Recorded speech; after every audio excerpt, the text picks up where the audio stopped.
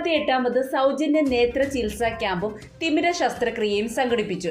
കല്ലുവാതുക്കൽ സമുദ്ര ചാരിറ്റബിൾ ട്രസ്റ്റിന്റെ ആഭിമുഖ്യത്തിൽ 58ാമത് സൗജന്യ നേത്ര ചികിത്സാ ക്യാമ്പും തിമിര ശസ്ത്രക്രിയയും ഏഷ്യയിലെ പ്രമുഖ നേത്ര ചികിത്സാ സ്ഥാപനമായ തിരുനെൽവേലി അരവിന്ദ് കണ്ണാശുപത്രിയുടെയും കൊല്ലം ജില്ലാ അന്ധത കാഴ്ച വൈകല്യ നിയന്ത്രണ പരിപാടിയുടെയും സംയുക്ത ആഭിമുഖ്യത്തിൽ ഫെബ്രുവരി 23 ഞായറാഴ്ച കല്ലുവാതുക്കൽ UP സ്കൂളിൽ വെച്ച് സംഘടിപ്പിച്ചു. സമുദ്രതീരം ചെയർമാൻ റൂവൽ സിംഗ് ക്യാമ്പിന് സ്വാഗതം ആശംസിച്ചു. ടോക്കൺ കൊടുക്കുമ്പോൾ അവിടെയും പ്രശ്നങ്ങളാണ്. ക്യൂ രണ്ടായിട്ട് നിൽക്കുക. ഇതെല്ലാവർക്കും കണ്ണിന്റെ ആവശ്യമാണ്, നമ്മുടെ ചികിത്സയ്ക്ക് വേണ്ടിയാണ്. ഞാൻ ഒന്ന് രണ്ട് കാര്യങ്ങൾ മാത്രം ഒന്ന് സൂചിപ്പിക്കാൻ വേണ്ടിയാണ് ഞാനിപ്പോൾ ഇവിടെ നിൽക്കുന്നത്. കാര്യം എന്റെ ഒരു പ്രയാസം കുറച്ച് നിങ്ങളുടെ ഇടയിലും പങ്കുവെക്കുന്നതിന് വേണ്ടി മാത്രമാണ്. ഈ സമുദ്ര ട്രസ്റ്റ് രൂപം കൊണ്ടിട്ട് 8 വർഷം പിന്നിടുക.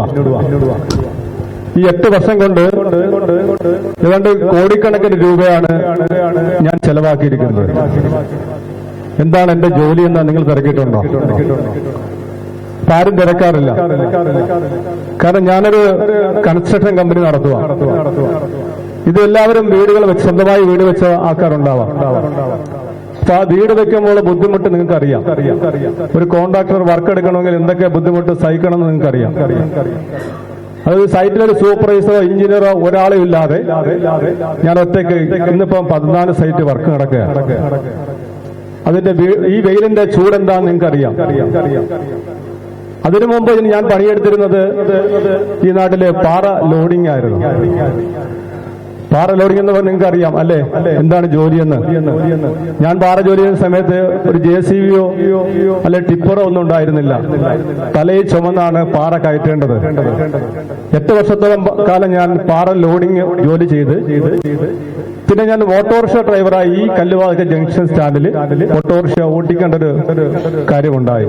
പിന്നെ 3 വർഷം ഓട്ടോറിക്ഷ ഓട്ടിക്കുകയും അതിനുശേഷം ഞാൻ ഈ കൺസ്ട്രക്ഷൻ കമ്പനിയുടെ വർക്ക് പഠിക്കുന്നതിന് വേണ്ടി 3 വർഷം ഞാൻ ഗുജറാത്തിൽ പോയി കിടന്ന് കട്ടയടിച്ച് പണി പഠിച്ച് ഞാൻ എന്റെ നാട്ടിലെത്തി. അന്ന് എനിക്ക് അവിടുത്തെ ശമ്പളം 40 രൂപയാണ്. എനിക്ക് ഒരു ദിവസം ആഹാരം വെച്ച് കഴിക്കുമ്പോൾ എനിക്ക് ചെലവാകുന്നത് 50 രൂപയാണ്. ഞാൻ എന്റെ വയറ് മുറുക്കി പിടിച്ച് ഞാൻ ഈ പണിയെല്ലാം പഠിച്ച് എന്റെ നാട്ടിലെത്തി. ഈ 17 വർഷം കൊണ്ട് ഞാൻ കൺസ്ട്രക്ഷൻ മേഖലയിൽ നിൽക്കുക. എന്താ എന്റെ വിദ്യാഭ്യാസ യോഗ്യത? എന്താ എന്നെക്കായി ഒരുപാട് വിദ്യാഭ്യാസ യോഗ്യതയുള്ള ആൾക്കാരായി ഈ വേദിയിൽ സദസ്സിലും ഇരിക്കുന്നത്. 10ാം ക്ലാസ് പഠിച്ച ഞാൻ ഇന്ന് ആയിരക്കണക്കിന് ബിൽഡിങ്ങുകൾ കെട്ടിടങ്ങൾ പണിയുവാനുള്ള അവസരം എനിക്ക് കിട്ടി. ഷോപ്പിംഗ് മാളും ബാങ്കും സ്കൂളും ഉൾപ്പെടെ ഈ കാണുന്ന സ്കൂൾ ഉൾപ്പെടെ ഞാൻ പണിഞ്ഞിട്ടുള്ളതാണ്. ഈ പണിഞ്ഞു കിട്ടിയ സമ്പാദ്യം മുഴുവനും ഞാൻ നാട്ടിലെ ജനങ്ങൾക്ക് വേണ്ടി ഓരോ ദിവസവും കൊടുക്കുക. ഇന്ന് ഞാനൊരു സീറോയിൽ നിൽക്കുന്ന ഒരു വ്യക്തിയാണ്. അതിനുവേണ്ടി തൊട്ടടുത്തായി ഒരു വയോജന കേന്ദ്രം പ്രവർത്തിക്കുന്നുണ്ട്. നാഷണൽ ഹൈവേയിലാണ്. ആ ഹൈവേയിൽ പ്രവർത്തിക്കുമ്പോൾ ഞാൻ ജനിച്ചു വളർന്ന വീട്ടിലാണ് എന്നോടൊപ്പം ഇന്ന് 41 അച്ഛന്മാരും അമ്മമാരും താമസിക്കുന്നത്. സംരക്ഷിക്കുന്ന 10ഓളം സ്റ്റാഫുകളും അതിലുപരി എന്റെ ഭാര്യയും എന്റെ അമ്മയും 2 മക്കളും കൂടിയാണ് ആ സ്ഥാപനം ഇന്ന് നടത്തുന്നത്. കാര്യം ഈ പറയുമ്പോൾ ഇത് നിങ്ങൾ മാത്രമല്ല കേൾക്കേണ്ടത്. ഈ സമുദ്രാഭിഷൻ സംരക്ഷണം ചെയ്യുന്ന ഒരു ചാനൽ കൂടിയുണ്ട്. അവർ പുറപ്പെടുവിപ്പിക്കുമ്പോൾ ഇത് കേൾക്കുന്ന ആളുകൾ കൂടി മനസ്സിലാക്കണം. അങ്ങനെ നിൽക്കുന്ന സമയത്താണ് 5 വർഷമായി ഈ ചാരിറ്റബിൾ ട്രസ്റ്റ് അല്ലെങ്കിൽ വയോജന കേന്ദ്രം നടത്തി വരുമ്പോൾ സർക്കാരിന്റെ ഒരു നിയമം വന്നു. എന്താ? പുരുഷന്മാരും സ്ത്രീകളും ഒരുമിച്ച് താമസിക്കണ്ട. അത് എന്നെയും ബാധിച്ചു. പുതിയ മന്ദിരം പണിയണമെന്ന ആവശ്യമുണർന്നു. അപ്പോൾ എന്റെ കയ്യിൽ സമ്പത്ത് ഇല്ല എന്ന് ജനങ്ങൾക്ക് ഏറെക്കുറെ ആളുകൾക്ക് അറിയാം. ഞാൻ കിട്ടുന്നതെല്ലാം കൊടുത്തു പോകുന്ന ഒരു വ്യക്തിയാണ്. അപ്പോൾ ജനങ്ങൾ എന്റെ അടുത്ത് പറഞ്ഞു, ധൈര്യമായിട്ട് മുമ്പോട്ട് വെക്കോ, ഞങ്ങൾ കൂടെയുണ്ട്. അങ്ങനെ ഒറ്റ നിലയ്ക്കുള്ള ഒരു ബിൽഡിംഗ് പണിയുവാൻ തീരുമാനിക്കുകയും അതിനുവേണ്ട ആവശ്യമായ വസ്തുക്കൾ ഞാൻ ട്രസ്റ്റിന്റെ പേരിലേക്ക് എന്റെ കൈയുടെ പൈസ മുടക്കി ഞാൻ വാങ്ങിച്ചു കൊടുക്കുകയും ചെയ്തു. അങ്ങനെ ഒരു നില ബിൽഡിംഗ് പണിയുവാൻ വേണ്ടി പ്ലാൻ വരച്ചപ്പോൾ അത് 11 റൂം ഉണ്ടായിരുന്നു.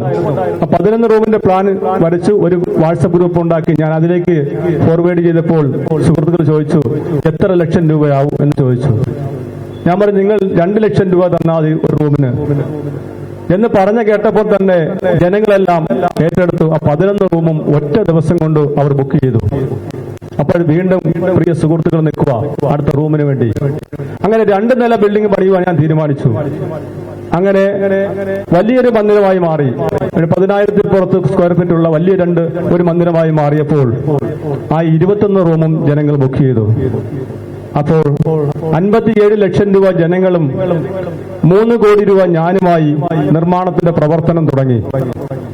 ആ നിർമ്മാണ പ്രവർത്തനം അതിവേഗം ഞാൻ നടത്തിക്കൊണ്ട് വന്നപ്പോൾ അതിന്റെ മുൻവശത്തായി ഒരു റോഡുണ്ട്. ആ റോഡിന്റെ പണി പാതി വഴി ഉപേക്ഷിക്കപ്പെട്ടു. അതിന്റെ ഫണ്ട് 93 ലക്ഷം രൂപ അവിടെ കിടക്കുക. അച്ഛന്മാർക്ക് വേണ്ടി അതുവഴി സഞ്ചരിക്കുന്നതിന് വേണ്ടി അതിന്റെ റോഡിന്റെ പണി പൂർത്തീകരിക്കുന്നതിന് വേണ്ടി 93 ലക്ഷം രൂപ അവിടെ കിടക്കുമ്പോൾ ഒരു വിധത്തിലും ആ റോഡിന്റെ നിർമ്മാണം പൂർത്തീകരിക്കുവാൻ തയ്യാറല്ല. ഞാൻ അതിനെ അവിടുത്തെ വാർഡ് മെമ്പറായി ചേർന്ന് അതിനെ അടിയിൽ നിന്ന് കുത്തിപ്പൊക്കി ആ റോഡിന്റെ പണി ഏറ്റെടുക്കുകയും ഈ ടെൻഡർ സ്വീകരിച്ചുകൊണ്ട് തൊട്ടടുത്തുള്ള നെടുമ്പനെയുള്ള ഒരാൾ കോൺട്രാക്ടർ വർക്ക് എടുക്കുകയും ചെയ്തു. ഓവർസിയറും എഞ്ചിനീയറും വന്ന് അത് അളന്ന് തിരിച്ച് സമുദ്ര മന്ദിരത്തിന്റെ മുൻവശം വരെ പണി കഴിപ്പിക്കുവാനുള്ള ഓർഡർ ഉണ്ടാക്കിയെടുത്തു. പിറ്റേ ദിവസം വർക്ക് സ്റ്റാർട്ട് ചെയ്യാൻ പോകുന്നു. രാത്രി വിളിച്ചു പറഞ്ഞു, ഇപ്പൊ നിർമ്മാണ പ്രവർത്തനം നടത്തണ്ട, അവിടെ കിടക്കട്ടെ. ഇതാർക്ക് വേണ്ടിയാണ് പണിയുന്നത്? ഇതാർക്ക് വേണ്ടിയാണ് പൈസ മുടക്കുന്നത്? എനിക്ക് വേണ്ടിയാണോ? ഏറ്റെടുത്തു. എന്റെ മകൾക്ക് എന്റെ 15 വയസ്സായി. ഭാര്യ കുറച്ച് സ്വർണങ്ങളെല്ലാം തുരുക്കൂട്ടി വെച്ചിരുന്നു. ആ സ്വർണം മൊത്തം വിൽക്കേണ്ടി വന്നു. 2 ബാങ്കിൽ വീണ്ടും ഞാൻ ലോൺ എടുത്തു. 1 ഏക്കർ 20 സെന്റ് വസ്തു ഞാൻ തൊട്ടടുത്തായി നാഷണൽ ഹൈവേ നിന്ന് ഒരു വഴി ഉണ്ടാക്കാൻ വേണ്ടി ഈ പുതിയ മന്ദിരത്തേക്ക് പോകാൻ വേണ്ടി ഞാൻ ആ വസ്തു ഞാൻ ഏറ്റെടുത്തു, മേടിച്ചു. 60 സെന്റ് വസ്തു എഴുതി കഴിഞ്ഞപ്പോൾ അടുത്തത് വീണ്ടും എന്നെ വിട്ടില്ല. പോയിരിക്കുക ഇൻകം ടാക്സിലേക്ക് പേപ്പർ വന്നിരിക്കുന്നു. സമുദ്രതീരത്തിന്റെ എല്ലാ പേപ്പറുകളും വാരിക്കെട്ടി ഓഫീസിലേക്ക് ചെല്ലുക. എന്റെ ഓഡിറ്റർ ഉൾപ്പെടെ എനിക്ക് 2 ഓഡിറ്ററാണ്. 2 ഓഡിറ്റർമാരും പേപ്പറുകളെല്ലാമായി കൊല്ലത്തെ ഓഫീസിൽ പോയി പേപ്പറുകളെല്ലാം പരിശോധിച്ചു. അദ്ദേഹം എന്റെ ഓഫീസർ പറഞ്ഞത്, ഞാൻ 30 വർഷമായി സർവീസിൽ കയറിയിട്ട് ആദ്യമായിട്ടാണ് ഇത്രയും ജെന്യൂനായ ഒരു പേപ്പർ കാണുന്നത്. ഞാനുമായി സംസാരിച്ചു. അദ്ദേഹം ഇവിടെ എത്താമെന്നും പറഞ്ഞു. വീണ്ടും കഴിഞ്ഞില്ല. ആ പേപ്പറുമായി വീണ്ടും എറണാകുളത്തേക്ക് പോകേണ്ടി വന്നു. അവിടെയും പരിശോധിച്ചു. അവിടെയും ക്ലിയർ ആണ്. സമുദ്രയുടെ എല്ലാ പേപ്പറും എല്ലാം ജെന്യൂനാണെന്ന് അവർ മനസ്സിലാക്കി. ബിൽഡിങ്ങിന്റെ നിർമ്മാണം അവസാന ഘട്ടത്തിൽ എത്തിക്കുമ്പോൾ പോയിരിക്കുക. ഈ വസ്തു വിലയാതനം മേടിച്ച വസ്തു ഇതിനകത്ത് പുറമ്പോക്കുണ്ടെന്ന് നോക്കാൻ വേണ്ടി താലൂക്കിൽ പോയിരിക്കുന്നു. അതും കഴിഞ്ഞപ്പോൾ വീണ്ടും പോയിരിക്കുക. ഇത് ഡാറ്റയിൽ ഉൾപ്പെട്ട വസ്തുവാണ്, വയലാണെന്ന് അറിയാൻ വേണ്ടി വില്ലേജിൽ പോയിരിക്കുന്നു. വില്ലേജിലും അത് പ്രശ്നമില്ലെന്ന് മനസ്സിലാക്കിയപ്പോൾ നിർമ്മാണ പ്രവർത്തനവുമായി ബന്ധപ്പെട്ട് ആ ബിൽഡിങ്ങിന്റെ ഫ്രണ്ടിൽ 15 അടി പൊക്കം ഹൈറ്റ് ഉണ്ട്. അടിയുന്ന പില്ലർ ചെയ്ത് കയറിയെങ്കിൽ മാത്രമേ അതിന് കോമ്പൗണ്ട് വാൾ കെട്ടാൻ കഴിയൂ. അതിന്റെ മതിൽ കെട്ടിക്കൊണ്ടിരുന്നപ്പോൾ പഞ്ചായത്തിൽ ചെന്നിരിക്കുക. വീട് കെട്ടിടം വെക്കണമെങ്കിൽ എത്ര മീറ്റർ വിട്ടെങ്കിൽ മാത്രമേ, റോഡിൽ നിന്ന് വിട്ടെങ്കിൽ മാത്രമേ കെട്ടിടം പണിയാൻ കഴിയൂ. അത് പറഞ്ഞു 3 മീറ്റർ. സമുദ്രം ചെന്നത് റോഡിന്റെ ചെവിരിലാണല്ലോ, നിങ്ങൾ കണ്ടില്ലയോ? ഉടനെ അവരൊന്ന് വിളിച്ച്, എന്താ കാര്യം? ഞാൻ പറഞ്ഞു, സാറേ എന്ത് പറ്റി? അത് ഒരു പരാതി ഉണ്ടല്ലോ, പരാതി ഇന്നതാണല്ലോ. ഞാൻ പറഞ്ഞു, സാറ് കോമ്പൗണ്ട് വാൾ ചെയ്യുവാണ്, ഇത്രയും വലിയ ഹൈറ്റ് ഉണ്ടാണ്ട് അത് കമ്പി നിർത്തി വേണം കയറാൻ, അത്രയേ ഉള്ളൂ. അവിടെയും കഴിഞ്ഞു. ഓരോ ദിവസവും എന്റെ പിന്നാലെ വന്നുകൊണ്ടിരിക്കുക. എന്തിനാ എന്റെ പിന്നിൽ നിൽക്കാതെ നിങ്ങൾ മുന്നിലോട്ട് വാ, എന്തെങ്കിലും ചോദിക്കാനോ പറയാനുണ്ടെങ്കിൽ നിങ്ങൾ എന്റെ മുന്നിൽ നിന്ന് സംസാരിക്കരുത്, അതല്ലേ ചെയ്യേണ്ടത്. ഇതൊന്നുമല്ല, ഇത് ഞാൻ ചെയ്യുന്നത് ഇഷ്ടപ്പെടുന്നില്ല, അത് ഒരു വിഭാഗം ആൾക്കാർക്ക് ഉൾക്കൊള്ളാൻ കഴിയുന്നില്ല. എന്താ? എനിക്ക് 2 ജാതി മാത്രമേ ഉള്ളൂ ഈ നാട്ടില്, അല്ലേ? ആണും പെണ്ണും എന്നുള്ള ജാതി മാത്രമേ ഉള്ളൂ എന്റെ ഉള്ളിലും.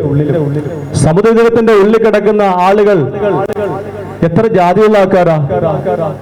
ഞാൻ ഈ ജാതി സംഘടനയുടെ തലപ്പത്തിരിക്കുന്ന ആളുകളെടുത്ത് ചോദിക്കുക, നിങ്ങള് ഇവിടെ ഇരിക്കുന്ന അച്ഛന്മാരും അവിടെ താമസിക്കുന്ന അച്ഛന്മാർക്കും ഒരു സമുദായമുണ്ട്. എല്ലാവർക്കും ഈ സമുദായത്തിന്റെ പിരിവുകളും നിങ്ങൾ വാങ്ങുന്നുണ്ടല്ലേ? എല്ലാവരും, എല്ലാ മനുഷ്യരും അവിടെ പിരിവ് കൊടുക്കുന്നുണ്ട്. ഈ സമുദായത്തിന്റെ ആളുകള ആ പിരിവ് വാങ്ങിച്ചിട്ട് മക്കള് അടിച്ചിറക്കി റോഡിലേക്ക് പുറന്തള്ളുമ്പോൾ ഈ സമുദായം എവിടെയാണ് നിൽക്കുന്നത്? ഈ അച്ഛന്മാരെ അമ്മമാരെ സംരക്ഷിക്കുന്നുണ്ടോ? നിങ്ങളൊന്ന് പറഞ്ഞേ. ഞാൻ മൈക്കൂടെ പരസ്യമായിട്ട് ചോദിക്കുക. നിങ്ങളൊന്ന് പറഞ്ഞേ, ഇവിടെ താമസിക്കുന്ന എന്റെ അച്ഛന്മാരും അമ്മമാരും എന്റെ വയോജനത്തിൽ താമസിക്കുന്ന പല മതസ്ഥരാണ്. ഇന്ന് അവർക്ക് ഒരൊറ്റ മതം മാത്രമേ ഉള്ളൂ. അതിന്റെ ഉള്ളില് ഈ പ്രദേശത്തുള്ള എല്ലാ അമ്പലത്തിലും അവർ അന്നദാനം കൊടുക്കുന്ന ഫുഡ് സമുദ്രയിൽ തന്നതിന് ശേഷം മാത്രമാണ് അവർ അന്നദാനം വിളമ്പുന്നത്. എന്തുകൊണ്ടാണ് അവർ അന്നദാനം തരുന്നത്? അതൊക്കെ വിശക്കുന്നതിന്റെ വിശപ്പടക്കാൻ വേണ്ടിയാണ് അന്നദാനം നടത്തുന്നത്. ആ വിശപ്പുള്ള ആളുകൾ സമുദ്രയിൽ ഉണ്ടായതുകൊണ്ടാണ് ആ അന്നദാനം ഇവിടെ എത്തിക്കുന്നത്. ഇന്നും ഉണ്ട് അമ്പലത്തിലെ ഫുഡ് നമുക്ക് അവിടെ സമുദ്രയിൽ തരുന്നുണ്ട്. അത്ര വിഷമം കൊണ്ട് ഞാൻ സൂചിപ്പിച്ചതാണ്. അല്ലെങ്കിൽ ഞാനിത് നിങ്ങളുടെ അടുത്ത് പറയേണ്ട ആവശ്യമില്ല. ഈ ആംബുലൻസ് ഓടുക, 8 വർഷം കൊണ്ട് ഓടുക. ഒരാളിന്റെ ഞാൻ ഒരു മുട്ടായിയുടെ പൈസ വാങ്ങിയിട്ടില്ല. ഇവിടെ സമുദായം നോക്കിയിട്ടാണോ? നിങ്ങൾ പറഞ്ഞേ. ഞാൻ ഈ കണ്ണന്റെ ക്യാമ്പ് നടത്തുന്ന ഏതെങ്കിലും സമുദായം നോക്കിയിട്ടാണോ? പാരിപ്പള്ളി മെഡിക്കൽ കോളേജ് തുടങ്ങി അന്ന് തൊട്ട് ആ കാഷ്വാലിന്റെ ഫ്രണ്ടിൽ അലമാരി ഇപ്പോണ്ട്. അവിടെ മരിച്ചു വരുന്ന ഓരോരുത്തർ വ്യക്തിക്കും ആ വസ്ത്രം ഞാൻ അവിടെ കൊടുക്കുന്നുണ്ട്. ഒരാൾ ആക്സിഡന്റ് ആയി ചെന്നാൽ അവിടെ വസ്ത്രം കൊടുക്കുന്നുണ്ട്. ഏതെങ്കിലും മതം നോക്കിയിട്ടാണോ? എന്റെ ഉള്ളിൽ ഒരു 2 മതം മാത്രമേ ഉള്ളൂ. ഞാൻ അങ്ങനെ ജീവിക്കുന്ന വ്യക്തിയാ.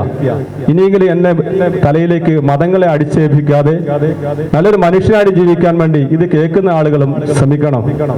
ഇന്ന് സാറിനറിയാലോ, ഇന്നിപ്പോ PRD വർക്കുണ്ട് അല്ലേ? PRD വർക്കുള്ളത് ഏതാണ്ട് രാഷ്ട്രീയ പാർട്ടിക്കാരൊക്കെ ഞാൻ കേട്ടതനുസരിച്ച് അല്ലേ? രാഷ്ട്രീയ പാർട്ടിക്കാരെ പ്രൊമോട്ട് ചെയ്യാൻ വേണ്ടി PRD വർക്കുണ്ട്. ഇന്ന് ചാരിറ്റി സംഘടനയെ പ്രൊമോട്ട് ചെയ്യാൻ വേണ്ടി PRD വർക്ക് ചെയ്യുക. ചില ആളുകൾക്ക് ഇപ്പൊ അടുത്ത ദിവസങ്ങളിൽ എന്റെ സമുദ്ര ഓഫീസിൽ ഒരു അമ്പലത്തിന്റെ സെക്രട്ടറി വന്നു.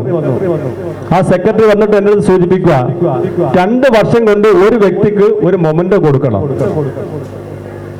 മൊമെന്റോ കൊടുക്കാൻ വേണ്ടി കയറി ഇറങ്ങുക. ഞാൻ നിങ്ങൾ നോട്ടീസ് അടിച്ചു തരാം, ഞങ്ങൾ അമ്പലത്തിൽ എല്ലാ കാര്യങ്ങളും ചെയ്തു തരാം എന്നും പറഞ്ഞ് കയറി നടക്കുക ഒരു മൊമെന്റോക്ക് വേണ്ടി. അവസാനം ആ സഖി കേട്ട് അമ്പലക്കാർ മൊമെന്റോ കൊടുക്കേണ്ടി വന്നു. തൊട്ടടുത്ത ദിവസം നമ്മളിൽ പ്രിയ സുഹൃത്ത് വിളിച്ചിട്ട് പറയുക, അദ്ദേഹം PTA കമ്മിറ്റിയുടെ സ്കൂളിൽ ഒരു PTA കമ്മിറ്റിയുടെ മെമ്പറാണ്. ആ സ്കൂളിൽ ചെല്ലുക, ഇന്ന വ്യക്തിക്ക് ഒരു മൊമെന്റോ കൊടുക്കണം, ഞങ്ങൾ ഈ സ്കൂളിലെ വേണ്ടുന്ന എല്ലാ കാര്യങ്ങളും ചെയ്തു തരാം. ഇത്തരം ആളുകൾ എന്താണ്? ചാരിറ്റി എന്ന് പറഞ്ഞ് തട്ടിപ്പായി നിൽക്കുന്ന കുറെ സമൂഹത്തിൽ കുറെ ആളുകളുണ്ട്. ഞാൻ കേരളത്തിലെ എല്ലാ വയോജന കേന്ദ്രവും സന്ദർശിച്ച വ്യക്തിയാ. അതിൽ ഏറെക്കുറെ ആളുകൾ നല്ലത് നടത്തുന്ന ആൾക്കാരുണ്ട്, കുറെ ബിസിനസ്സായി നടത്തുന്ന ആൾക്കാരുണ്ട്. ഈ 41 ആളുകൾ എന്റെ വീട്ടിൽ താമസിക്കുമ്പോൾ ഒരാളിന്റെ കയ്യിൽ നിന്ന് പോലും ഞാൻ 1 രൂപ പോലും വാങ്ങിയിട്ടില്ല. അത് നിങ്ങൾ മനസ്സിലാക്കണം. നടത്തേണ്ടി വന്നു. അവരച്ഛന്മാരെ അമ്മമാരെ അതായത് കുടുംബങ്ങൾ എത്തിക്കുന്നതിന് വേണ്ടിയാണ്. ഇന്ന് ഞാൻ ആ വീടുകളിൽ പോകുന്നുണ്ട്, അവർക്ക് വേണ്ടുന്ന സഹായം ഞാൻ ചെയ്തു കൊടുക്കുന്നുണ്ട്. ഞാൻ ആരുടെയും വിളിച്ചു പറയാൻ വേണ്ടി ചെയ്യുന്ന ഒരു ചാരിറ്റി പ്രവർത്തനം അല്ല. ഇന്ന് രാവിലെ ചെന്നാൽ നിങ്ങൾക്ക് കാണാം, വയോജനത്തിൽ വന്നാൽ കാണാം, എന്റെ ഭാര്യയാണ് അവിടുത്തെ അച്ഛന്മാരെ അമ്മമാരെ കുളിപ്പിക്കുന്നത്. എന്റെ അമ്മവരുണ്ട്, എന്റെ 2 മക്കളുണ്ട്. അപ്പൊ ഇത്രയും വിഷമത്തോട് പറയുമ്പോൾ നിങ്ങൾ ശ്രദ്ധിക്കേണ്ടത്, ഇന്ന് ഇവിടെ ഈ കല്ലുവാക പ്രദേശത്ത് ഏറ്റവും നല്ലൊരു വീടാണ് ഞാൻ പണിഞ്ഞിരിക്കുന്നത്. ഒരു 3000 സ്ക്വയർ ഫീറ്റിന്റെ വലിയൊരു വീട്. ആ വീട് ഇന്നിപ്പോ ജപ്തി പോവുക. ആരെങ്കിലും അറിയുന്നുണ്ടോ? അത് വിൽക്കാനായിട്ട് ഇഷ്ടപ്പെടുന്നേക്ക് അടുത്ത പറഞ്ഞ് പബ്ലിസിറ്റി ഉണ്ടാക്കാം. അത് അവന്റെ കപട നാടകമാണ്. ഒരിക്കലും നിങ്ങൾ അത് വിശ്വസിക്കരുത്. 5 ബാങ്കിൽ ലോൺ എടുത്തിട്ട് രാവിലെ തൊട്ട് വൈകുന്നേരം വരെ വിയർത്ത് ആ കിട്ടുന്ന പൈസ മൊത്തവും ജനങ്ങൾക്ക് വേണ്ടി കൊടുത്ത് ഇത്രയും കാര്യങ്ങൾ ചെയ്യുമ്പോൾ കിട്ടുന്ന ഒരു പ്രതിഫലമാണ് ഈ വിമർശനം. ഞാൻ കൂടുതലായി ദീർഘിപ്പിക്കുന്നില്ല. ഇന്ന് നമ്മൾ ഉദ്ഘാടനം ചെയ്യുവാൻ എത്തിച്ചേരാൻ ഏറ്റിരുന്നത് N. ജയചന്ദ്രനാണ്. അദ്ദേഹം രാഷ്ട്രീയ സാംസ്കാരിക രംഗങ്ങളിൽ നിറഞ്ഞു നിൽക്കുന്ന ഒരു വ്യക്തിയാണ്. അദ്ദേഹം അത്യാവശ്യമായിട്ട് കൊല്ലത്ത് പോകേണ്ടി വന്നു. എങ്കിലും നമ്മളെ മുഖ്യ അതിഥിയായി ഇവിടെ എത്തിച്ചേർന്നിരിക്കുന്ന സാറ് അഡ്വക്കേറ്റ് വെളിയൻ രാജീവ് സാറാണ്. സാറിനെ കുറിച്ച് പറയാൻ എനിക്ക് ഏറെ ഒരുപാടുണ്ട്. ഞാൻ ചുരുക്കി തന്നെ അദ്ദേഹത്തെ കുറിച്ച് സൂചിപ്പിക്കാം. അദ്ദേഹം കൊല്ലം ബാറിലെ ഒരു അഡ്വക്കേറ്റാണ്. അഡ്വക്കേറ്റ് എന്ന് പറയുമ്പോൾ പേര് കേട്ട ഒരു അഡ്വക്കേറ്റ്. പേര് എന്ന് പറഞ്ഞാൽ വെളിയൻ രാജ്യം എന്ന പേരുകൊണ്ടല്ല. അദ്ദേഹം എടുക്കുന്ന കേസുകളെല്ലാം വിജയിക്കും എന്ന് ഉറപ്പുള്ള കേസുകൾ മാത്രമല്ല അദ്ദേഹം ഏറ്റെടുക്കാറുള്ളത്. ജെന്യൂനായ അർഹതപ്പെട്ട അംഗീകാരം വാങ്ങിച്ചു കൊടുക്കേണ്ട കേസുകൾ മാത്രം ഏറ്റെടുത്തു പോകുന്ന ഒരു അഡ്വക്കേറ്റ് കൂടിയാണ്. അദ്ദേഹത്തെ എനിക്ക് വർഷങ്ങളായി അദ്ദേഹവുമായി നല്ലൊരു ബന്ധം എനിക്ക് സ്ഥാപിക്കാൻ കഴിഞ്ഞിട്ടുണ്ട്. അങ്ങനെ ഒരു ആളിനല്ലേ ഞാൻ ഇവിടെ വിളിച്ചത്. അതിനുപരി നമുക്കറിയാം, ഒരു വൃക്ഷം, ഒരു ഫലവൃക്ഷം നമുക്ക് നടണമെങ്കിൽ അതിനെ കുഞ്ഞിനെ എങ്ങനെയാണ് നോക്കുന്നത്, അതുപോലെ വെള്ളമൊഴിച്ച് വളർത്തി വലുതാക്കി അതിന്റെ ഫലമെടുക്കണമെങ്കിൽ എത്രയോ വർഷങ്ങളെടുക്കും. അങ്ങനെ ഒരു കഷ്ടപ്പെടുന്ന ഒരു വ്യക്തിയാണ് നമ്മുടെ മുമ്പിൽ ഈ ഇരിക്കുന്ന അഡ്വക്കേറ്റ് വെളിയം രാജീവ്. കാരണം തപോവനം എന്ന് പറയുന്ന ജാക്ക് ഫ്രൂട്ട്, പ്ലാവ് മാത്രം കൃഷി ചെയ്യുന്ന വ്യത്യസ്തമായ ഈ ലോകത്തിലെ മിക്ക പ്ലാവുകളും അദ്ദേഹത്തിന്റെ കൈവശമുണ്ട്. ഏക്കറക്കിളക്ക് വസ്തുക്കളിൽ അദ്ദേഹം തപോവനം എന്ന വലിയൊരു സ്വപ്ന പദ്ധതി അദ്ദേഹം നടപ്പിലാക്കിയിരിക്കുക. അതിനെക്കുറിച്ചെല്ലാം അദ്ദേഹം സൂചിപ്പിക്കും. ആ ഒരു വ്യക്തിക്ക് ഞങ്ങളെ ഇന്നൊരു ആദരവ് കൊടുക്കുവാൻ വേണ്ടി ഇവിടെ ക്ഷണിക്കുകയായിരുന്നു ചെയ്തത്. ഇന്ന് അദ്ദേഹം രണ്ട് ചുമതല കൂടി ഏറ്റെടുക്കുകയാണ്. ഈ ക്യാമ്പിന്റെ ഉദ്ഘാടനം കൂടി ചെയ്യുന്നതിന് വേണ്ടി അദ്ദേഹത്തെ സ്നേഹത്തോടു കൂടി ഞാൻ സ്വാഗതം ചെയ്യുകയാണ്. സാറിന്റെ ഒരു മിടുക്കാണ് ഈ ക്യാമ്പിന്റെ വിജയം. നമ്മൾ ഓരോ പ്രാവശ്യവും ഇവിടുന്ന് ക്യാമ്പിൽ നിന്ന് കൊണ്ടുപോയിട്ട് അവിടെ എന്ത് ബുദ്ധിമുട്ടുണ്ടെങ്കിലും സാറാണ് ഇതിന്റെ പരിഹാരം കണ്ട് സാറുമായി സംസാരിക്കുന്നത്. ആ സാറിനെ സ്നേഹത്തോടു കൂടി ഞാൻ സമുദ്രത്തിലുള്ള സ്വാഗതം ആശംസിച്ചുകൊള്ളുകയാണ്. പിന്നെ സമുദ്രയുടെ എല്ലാ പ്രിയ സുഹൃത്തുക്കളും ഇവിടെ എത്തിയിട്ടുണ്ട്. അവർക്ക് എല്ലാവർക്കും ഇവിടെ എത്തിച്ചേർന്ന മുഴുവൻ ആളുകൾക്കും ഞാൻ എന്റെ പേരിലും സമുദ്രയുടെ പേരിലുള്ള സ്വാഗതം ആശംസിച്ചുകൊണ്ട് ഞാൻ നിർത്തുകയാണ്. ഇതിന്റെ ഉദ്ഘാടനം ചെയ്യുന്നതിന് വേണ്ടി ബഹുമാനീയനായ അഡ്വക്കേറ്റ് വെളിയം രാജീവ് സാറിനെ സ്നേഹത്തോടു കൂടി ക്ഷണിച്ചുകൊള്ളുകയാണ്. അഡ്വക്കേറ്റ് വെളിയം രാജീവ് ക്യാമ്പ് ഉദ്ഘാടനം ചെയ്തു സംസാരിച്ചു. ഞാൻ ഒറ്റ വാക്കിൽ ഇതിന്റെ ഉദ്ഘാടനം നിർവഹിച്ചതായിട്ട് അറിയിക്കുകയാണ്. റൂവൽ സിംഗ് എനിക്ക് പലതരത്തിൽ വേണ്ടപ്പെട്ടയാളാണ്. ഞങ്ങൾ തമ്മിൽ ബന്ധപ്പെടേണ്ടി വന്നത് സ്വാഭാവികമായും റൂവൽ സിംഗ് എന്നും ഒരു പോരാളിയാണ്. പോരാളി എന്ന് വെച്ചാൽ ഈസ് എ ഫൈറ്റർ. അപ്പോൾ അതിൻ്റെ ഭാഗമായിട്ടുണ്ടാകുന്ന ചില പ്രശ്നങ്ങളിൽ ഉൾപ്പെട്ടാണ് ഞാൻ റൂവൽ സിംഗിനെ പരിചയപ്പെടുന്നത്. റൂവൽ സിംഗ് ശരിക്കൊരു അത്ഭുതമാണ്. ഞാൻ ഇന്നിവിടെ വരുമ്പോഴല്ല റൂവൽ സിംഗിൻ്റെ ഈ ആദ്യത്തെ അദ്ദേഹത്തിന് നമ്മുടെ മനുഷ്യജീവിതത്തിൽ പല സ്റ്റേജസ് ഉണ്ടാവും, പല ഘട്ടങ്ങളുണ്ടാവും. ആ പല ഘട്ടങ്ങളിലൂടെ കടന്നു വന്നയാളാണ് റൂവൽ സിംഗ് എന്ന് അദ്ദേഹം തന്നെ ഇവിടെ പറഞ്ഞു. Doctor Kavya, camp coordinator Hemachandran, N Jayachandran, Biju Viswarajan, Sunil തുടങ്ങിയവർ സംസാരിച്ചു. സാർ കുറെ പറഞ്ഞിരുന്നില്ലേ, സാറിന്റെ ജീവിതം കുറിച്ച്, സാറിന്റെ കഷ്ടപ്പാടെ കുറിച്ച് കുറെ പറഞ്ഞിരുന്നു. അത് ഇല്ലാതെ ഒരു പ്രാവശ്യം ഒരു ക്യാമ്പ് നടത്തുന്നത് അത്ര ഈസിയല്ല. സൗജന്യ തിമിര ശസ്ത്രക്രിയ ക്യാമ്പാണ് ഇവിടെ നടത്തിയിരിക്കുന്നത്. ഇതുവരെയുള്ള എല്ലാ ക്യാമ്പും വളരെ വിജയകരമായി നടന്നിട്ടുണ്ട്. അപ്പോൾ ഈ ക്യാമ്പും നിങ്ങൾ നല്ലപോലെ സഹകരിച്ച് ഇത് വിജയകരമാക്കണമെന്ന് അഭ്യർത്ഥിക്കുന്നു. ജില്ലകളിൽ നിന്ന് നൂറുകണക്കിന് ആളുകൾ ഇവിടെ തടിച്ചുകൊണ്ടിരിക്കുന്നു. സമുദ്രതീരം മതേതര വയോജന കേന്ദ്രത്തിൻ്റെ ചെയർമാൻ ശ്രീ റൂവൽ സിംഗിൻ്റെ നേതൃത്വത്തിൽ എല്ലാ മാസവും ഒരു നിഷ്ഠ പോലെയാണ് ചടങ്ങ്. സമുദ്രതീരത്തിൻ്റെ ചെയർമാൻ ഞങ്ങളുടെ പ്രദേശങ്ങളിൽ ഒക്കുന്നത് അദ്ദേഹത്തെ ദൈവത്തിന് തുല്യമായിട്ടാണ് കാണുന്നത്. കാരണം വിശക്കുന്നവർ അന്നവും, കാഴ്ചയില്ലാത്തവർ കാഴ്ചയും, കിടക്കാൻ പാർപ്പിടമില്ലാത്തവർക്ക് അവരെ പാർപ്പിക്കുകയും ചെയ്യുന്ന ഇത്രയും നല്ല മനസ്സുള്ള ദൈവത്തിന് തുല്യനായ ശ്രീ റൂവൽ സിംഗിന് തുടർന്നും ഇത്തരം പ്രവർത്തനങ്ങൾ ചെയ്യുവാനും അദ്ദേഹത്തിന് ആരോഗ്യവും ആയുസ്സും ഏകദേശം കൊടുക്കട്ടെ എന്ന് മാത്രമാണ് ഈ അവസരം. ഒട്ടനവധി സാമൂഹ്യക്ഷേമ പ്രവർത്തികളും അതുപോലെ ജനക്ഷേമകരമായ പ്രവർത്തികളുമാണ് കല്ലുവാതുക്കൽ കേന്ദ്രീകരിച്ച് നടന്നു വരുന്നത്.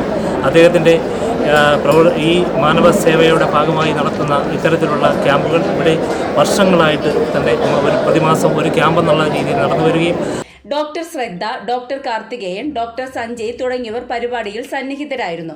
800ഓളം പേർ വന്ന ക്യാമ്പിൽ തിമിര ശസ്ത്രക്രിയ ആവശ്യമായി വന്ന 190ഓളം പേരെ തുടർ ചികിത്സയ്ക്കായി തിരുനെൽവേലി അരവിന്ദ് കണ്ണാശുപത്രിയിലേക്ക് കൊണ്ടുപോയി.